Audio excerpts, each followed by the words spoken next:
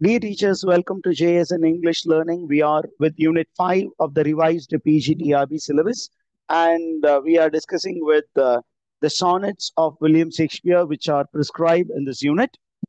We earlier saw an introduction to the sonnets, and now we are beginning a journey with the prescribed sonnets. The first sonnet that is prescribed is Sonnet 18.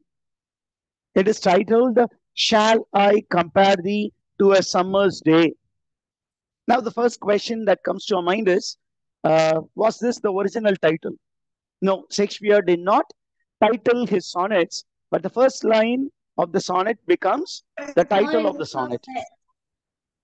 Teachers, kindly keep your mics muted. Kindly, please. Now, the first sonnet that we are taking up is Sonnet 18. And the opening, it begins with a B form verb based question. Shall I compare thee to a summer's day? This is how it is titled, the opening line. And now let's get to know about the background of the poem. As we have seen earlier, this is Sonnet 18, which is part of the first 126 sonnets. Shakespeare, எத்தனை sonnets எழுதினார் மொத்தம்? How many sonnets did Shakespeare write? 154. 154. Of the 154, sonnet number 1 to sonnet number 126 are called Fair Youth Sonnet.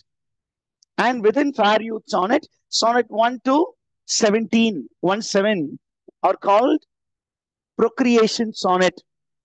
But in an extended sense, sonnets 1 to 126 are also considered to be procreation sonnet.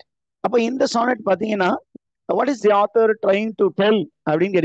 He is asking the young man to look into his beauty, which is passing.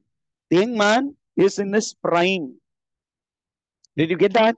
The young man is in his prime. Because he is in his prime, the best of his youth, the best period in his life. The best period in his life, why should I marry? Why should I have children? He is unwilling to marry, but William Shakespeare is trying to tell him that the physical beauty will pass away.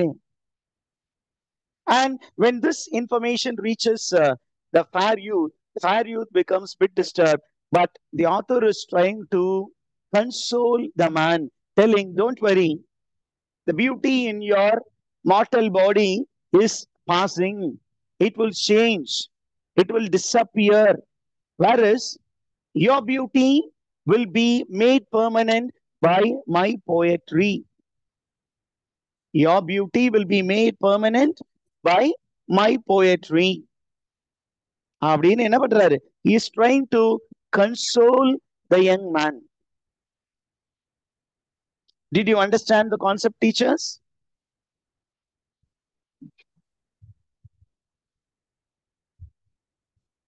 Right. Look at the title. Shall I compare thee to a summer's day?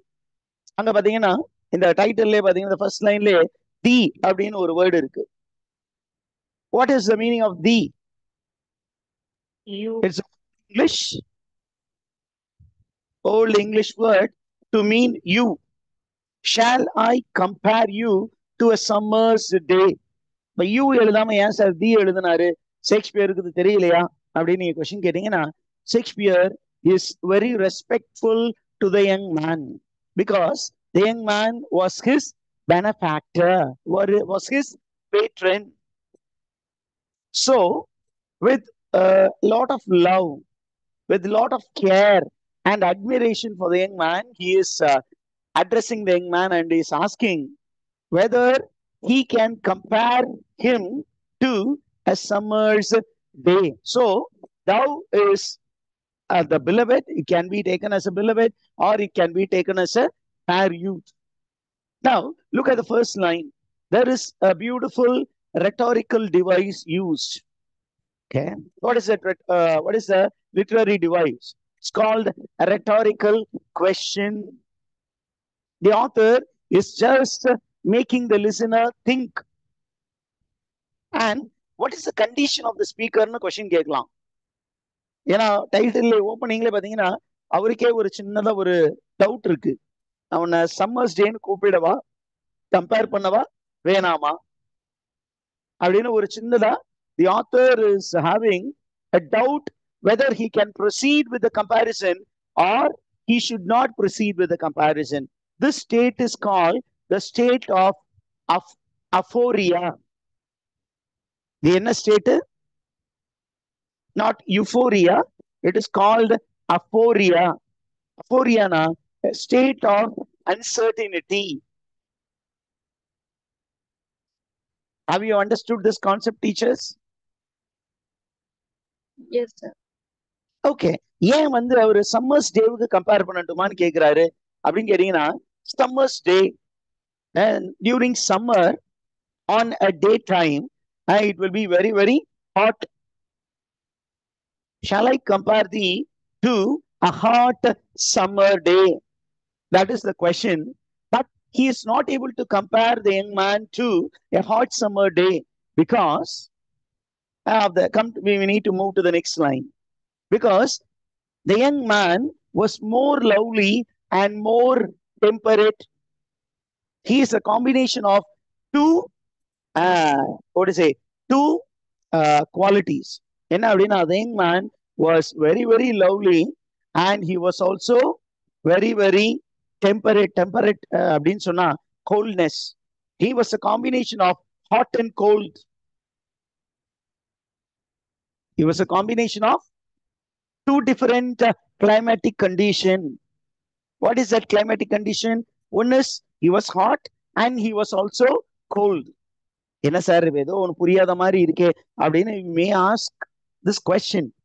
The author is not just speaking about climatic condition, or he is not speaking about the body temperature, but he is speaking about the mood of the beloved or the mood of the fair youth. The man is not completely angry. Sometimes he is angry, sometimes he is cool. I do not know how to compare you or what to compare you with அப்படின்னு நம்மால மெதுவா சொல்றாரு. Did you get that, teachers? Are you following? Yes, sir. Okay. அடுத்தது பாருங்க, he is taking us to some visual imagery. Imagery அப்படின்னா choice of words that will communicate a mental picture. இப்போ நமக்கு ஃபுல்லாமே விஷுவல் இமேஜரி நிறைய இருக்கு. Visual அப்படின்னா நம்ம அந்த வேர்ட்ஸை படிக்கும் போது அப்படியே கண்ணை மூடிட்டு பார்த்தோம்னா we'll be able to see all those things which are described by the poet. Now he is going to advise the young man about the impermanence of beauty. My dear young man, I am constantly advising you to get married, but you are hesitant to get married. Come on, let me tell you that with some examples from nature. இயற்கையிலிருந்து ஒரு சில உதாரணங்களை உனக்கு சுட்டி காட்டி, இப்ப நீ பியூட்டிஃபுல்லா இருக்கிற, ஹேண்ட்ஸமா இருக்கிற, இதுதான் சரியான தருணம் to find a rightful partner and settle down. இந்த அழகு போயிடுச்சுன்னா, எக்ஸ்டர்னல் அப்பியரன்ஸ் போயிடுச்சுன்னா, ஒருவேளை உனக்கு ஒரு நல்ல லைஃப் பார்ட்னர் கிடைக்க மாட்டாங்க தம்பி அப்படின்னு இன்டைரக்டா அந்த யங் மேனை மோட்டிவேட் பண்றதுக்காக the author is going to speak about the changes that set in nature. அதுக்கு அவர் கொடுக்கக்கூடிய first example, rough winds do shake the darling buds of May. Rough winds do shake the darling buds of May. May month is in the Western context is the month of spring. Spring is in its fullest form during May month. And in May month, what will happen to vegetation? The flora, okay, the floral world will be blossoming. அப்ப there will be buds.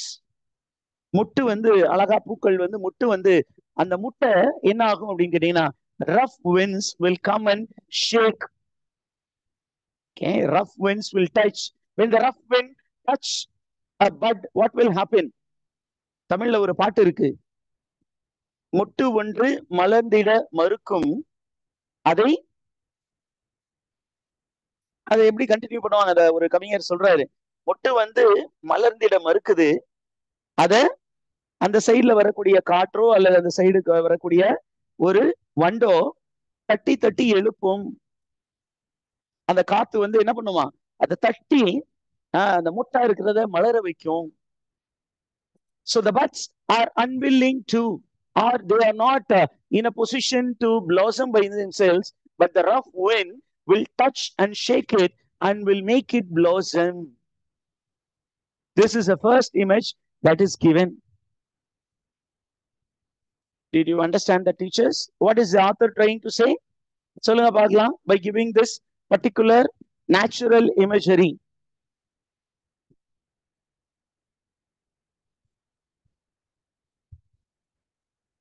He is trying to advise a young man to follow his inner promptings. Nature is calling you because you are in your prime. Adolescent period தாண்டி adulthood போயிட்டு இருக்க, இதுக்கப்புறம் விட்டீங்கன்னா old age. Old age ஆயிடுச்சுன்னா உனக்கு சரியா வாழ்க்கை அமையாது. அதனால அந்த முட்டு மலர மறுக்கும் பொழுது அந்த காட்டு தட்டி தட்டி எழுப்புற மாதிரி உன்னை வந்து life is calling you to get married and live happy life. Don't hesitate. If it doesn't Bloom, அந்த பழம் அந்த முட்டு வந்து the bud should blossom and should give a beautiful view to the world. ஒருவேளை மலர மறுத்துச்சுன்னா என்ன ஆகும்? Whether it blossoms or not, the bud will have to wither at the end of the day. ஒரு flower உடைய life span is very short life span, and at the end of the day it will have to lose its vigor, lose its beauty. அதனால you try to make the most use of your youth, your beauty, your charm when it is in your hand. Did you find that, teachers? Yes, sir. அடுத்தது பாருங்க, நம்ம line number 4ல, and summer's leaves have all too short a day. He is speaking about the nature of summer in the Western world. What is the nature of summer in the Western world? It is very, very short. It has come into the world by making a legal contract, and the legal contract is only a short-term legal contract. It's not a long-term legal contract. Whereas in our part of the world, summer has a long-term contract. Contract போட்டு 99 years அப்படின்லாம் contract ஒரு காலம் போட்டுட்டு இருந்தாங்க. இப்ப now it is reduced to 33 years. Long டேர்மா அப்படியே வந்து ஒரு வீட்டுக்குள்ளார வந்து ஒத்திக்கு வந்தாங்கன்னா அங்கேயே டேரா போட்டுற மாதிரி லாங் டேர்ம், ஒரு 3 வருஷம் அப்புறம் ஒரு 3 வருஷம் அப்படியே போட்டுட்டே போயிட்டு இருப்பாங்க. அந்த மாதிரி இல்லாம 3 months. It is a short term duration. Okay, so make use of the day while the sun shines. காற்று உள்ள போதே தூற்றிக்கொள். உன்னால இந்த பியூட்டியை என்ஜாய் பண்ணும் போதே என்ஜாய் பண்ணிக்க மாப்ள, இல்லட்டுன்னா சரிப்பட்டு வராது அப்படின்னு இவர் அந்த யங் மேன்ட்ட சொல்ல முயற்சி பண்றாரு. And summer's lease here refers to the period called youth. The period called youth. உன்னால இந்த லவ் லைஃப்ல ஈடுபடக்கூடிய ஒரு ஒரு பருவம் அப்படின்னா இந்த பருவம் தான், இளமை பருவம். இளமை பருவம் ஒன்று, அந்த இளமை பருவத்துல வாழணும், இல்லைன்னா முதுமை பருவம் வந்துச்சுன்னா உன்னால ஒண்ணுமே பண்ண முடியாதுடா அப்படின்னு சொல்லி is advising. Are you there, teachers? Did you understand that? Yes, sir. Look at the next reference there. Okay, rough wind also refers to the west wind. What is the other name for west wind? In Greek literature and in Roman literature, it is called Zephyrus. Zephyrus அப்படிங்கிறத west wind. And west wind is the god of the spring. What is the sapphire known for? அப்படின்னு கேட்டீங்கன்னா, it is known for being gentle and favorable, and sapphirus is associated with procreation, with mating, with love making. That is the time in which flowers blossom. இப்ப Shakespeare அங்க சுத்தி எங்க சுத்தி எங்க போய் நிக்கிறாரு? டேய் சீக்கிரம் கல்யாணம் பண்ணிக்கடா, இந்த பீரியட்ல கல்யாணம் பண்ணியதான் உன்னால நல்ல லைஃப வாழ முடியும், உனக்கு ஒரு குழந்தை குட்டின்னு இருக்கும். 40 வயசுக்கு மேல எல்லாம் போய் கல்யாணம் பண்ணீங்கன்னா குழந்தை குட்டியா இருக்காது. So better marry at the earliest. Okay, don't waste your life அப்படின்னு அவர் அங்க சொல்றாரு. Now we move on to line number 5. Sometimes too hot the eye of heaven shines, and often is his gold complexion dimmed.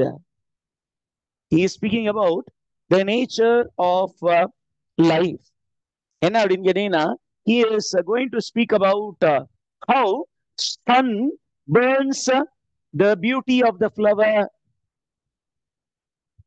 Okay, the beauty of the flower. அது ஒரு meaning. இன்னொரு meaning என்ன சொல்றாரு அப்படிங்கன்னா, look at sun. At one point of the time, when sun is in the mid sky, it is very hot. It shines brightly in the sky, but slowly the gold complexion of the sun starts dimming. Okay, sun மார்னிங்ல இருந்து கொஞ்சம் பிரைட்டா இருக்கும், middle ஸ்கைக்கு போகும்போது noon வரும்போது கொஞ்சம் பிரைட்டா இருக்கும், ஈவினிங் ஆக ஆக அந்த golden complexion starts fading. Colour மங்க ஆரம்பிச்சு டிம் ஆகி மறைஞ்சு போயிரும். Now the author is giving a metaphor. ஒரு சைட்ல பாத்தீங்கன்னா அது ஒரு மெட்டஃபர். மெட்டஃபர் for what அப்படின்னா, metaphor for the color complexion of the young man's skin. Your complexion is now gold, golden in color. It's gold, shining like the gold. But if you are not going to make use of the golden complexion, now when you become old, your skin's color will become dull and nobody will eye at you. அதுல அந்த 5th லைன்ல பாத்தீங்கன்னா, hot the eye of heaven shines அப்படின்னு சொல்றாங்க. இங்கே ஒரு ஆறு வந்து it can also be seen as a personification. Okay, heaven is personified into a person with shining eyes. When will you have shining eyes? When you are very young. Okay, when you are young, you will have shining eyes, and that is the period in which you can attract people and get people to be your life partner. After which the shining of your eye will be dim, and you have to go for owl's glass, spectacles, and at times people may not have a great attraction towards people with dimmed eyes. Look at the images that he has used in the poem. Shall we go to line number 7, teachers? Okay. அடுத்தது பாருங்க, he is telling, I have given a few examples. The example of the summer day, how it is only short-lived. Then I have spoken about the sun, how the sun was bright, how it is going to become dull. And giving these 2 examples, he says, everything that is fair from fair will decline by chance or nature's changing course untrimmed. Hey, everything in the world will lose its color, will lose its vigor, will lose its fairness.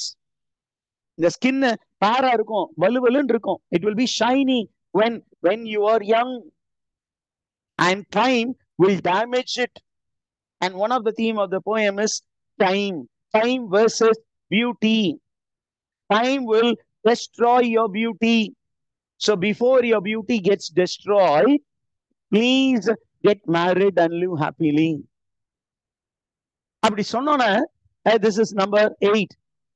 அப்ப நம்ம old sonnet சொன்னோம் இல்லையா, பெட்ரார்கன் சானட்ல Octave followed by sestet. What is the nature of the octave? What is the nature of the octave in Petrarchan sonnets? It presents one idea and there is a sharp turn in the next 6. அப்படிதானே சொன்னோம்.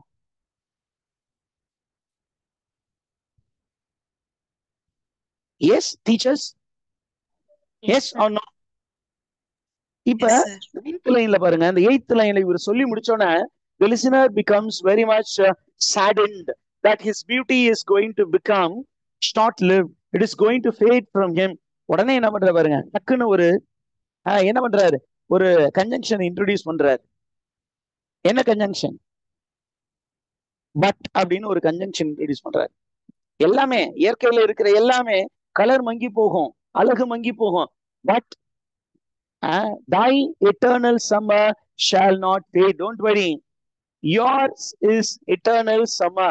Your beauty is eternal beauty. It will not fade. அது அழியவே அழியாது. எப்படி அழியாதுன்னு சொல்ல போறாரு அடுத்தடுத்த லைன்ல. Nor lose possession of that fair thou owest. You are owning what is it? Fairness. Fair. அப்படியே பளிச்சுற மாதிரி கலரா இருக்கிற, ஒயிட்டா இருக்கிற இந்த colour மங்கவே மங்காது. You are possessing that color. The color will not it will not fade. Okay, your youth will not fade.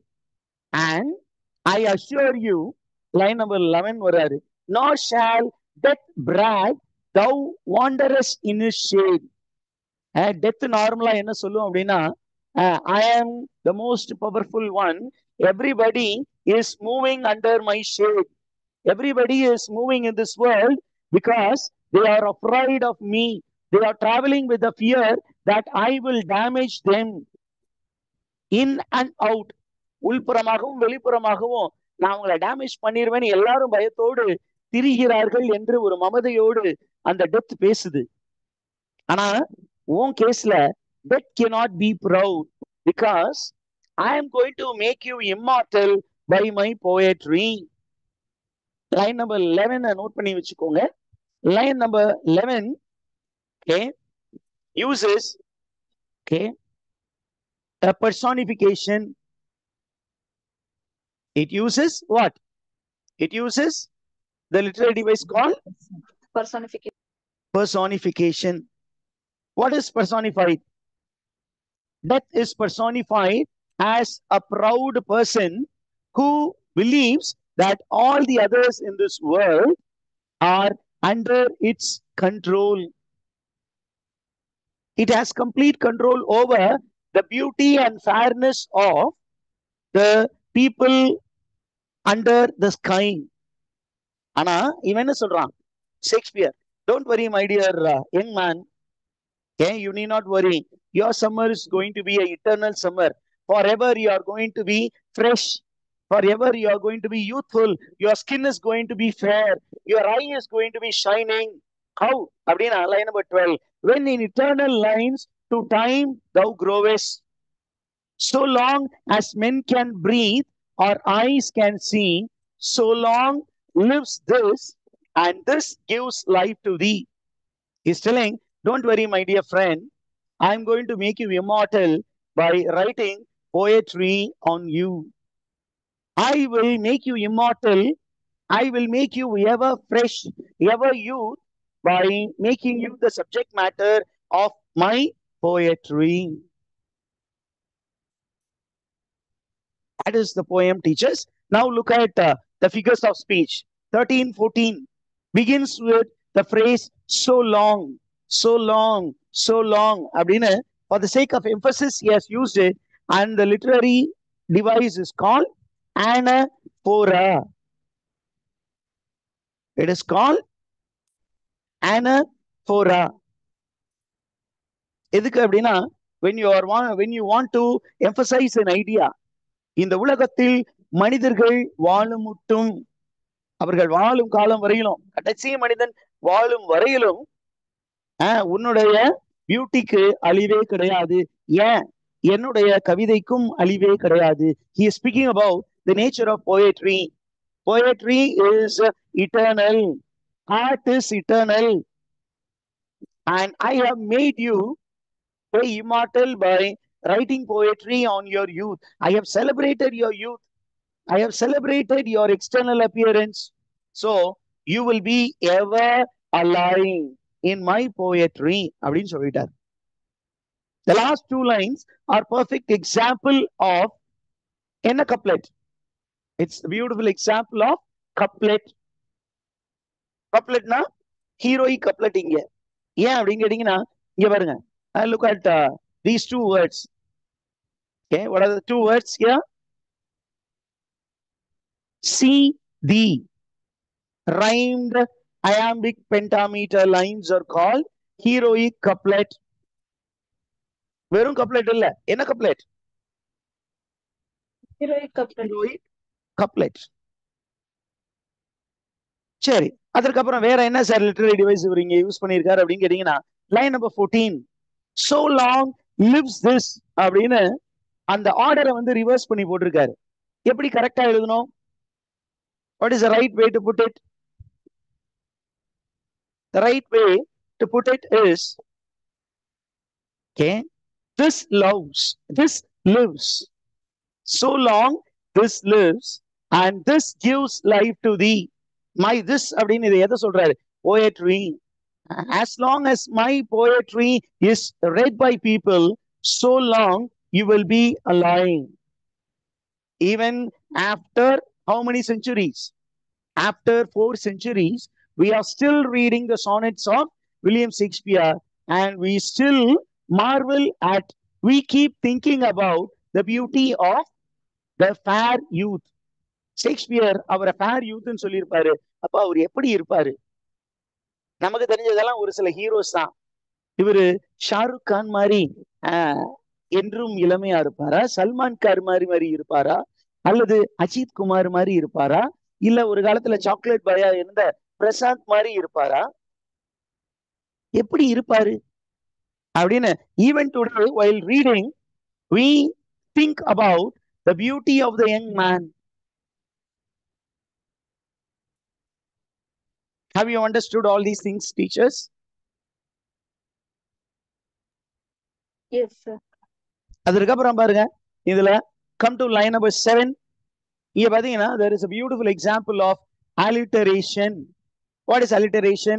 The first sound of a few words in a particular line should be the same. இங்க பாத்தீங்கன்னா என்ன sound இருக்கு? if sound. We call it as f. இங்கேயும் அதே இருக்கு. You have the same if. You have the same if sound. F sound இங்க இருக்கு.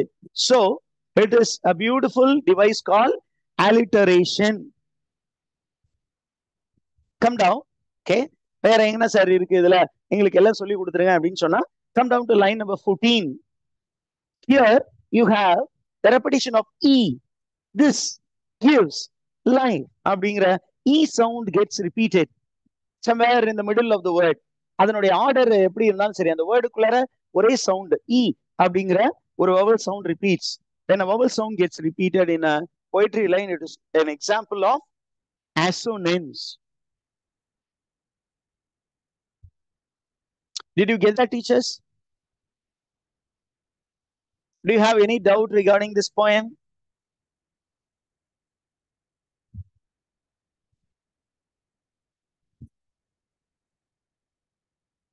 I have no doubt, sir. Okay, so